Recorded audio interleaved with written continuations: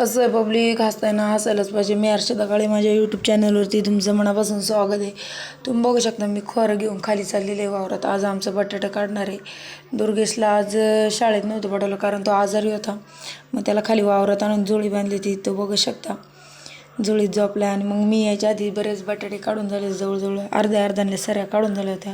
हे बघा प्रत्येक सरीला भरपूर असा आमचा यावर्षी माल निघाला आहे. बाया होत्या 5 जणी.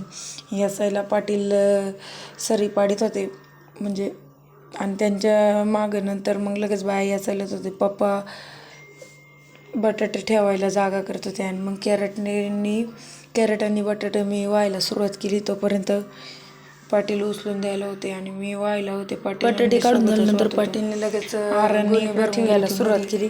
ताई आणि भाऊ पण काल बटाटे काढायचे असल्यामुळे ताई आणि भाऊ पण आले होते. माणसांचं बटाटे भरायचं काम चालू आहे. तुम्ही बघू शकता केवढं बटाटे आहे. एक मोठा मोठा बटाटा आहे.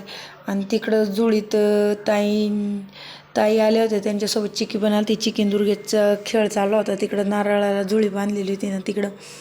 फायनली आमचे बटाटे सगळे भरून वगैरे झाले होते. पाटीलचं निम्म्या गोणी शिवून झाल्या होत्या.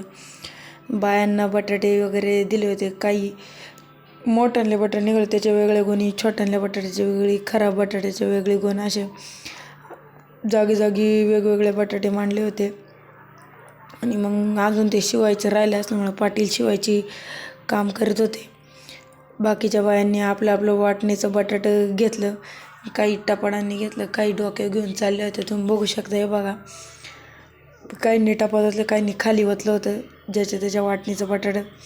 आता त्यांची सुट्टी झालेली होती त्याच्यामुळे ज्याचे त्याचं हे घेऊन निघालं होतं, बटाटे घेऊन निघाले होते. हे बघा बांबाई आमची. आणि मग फायनली गाडी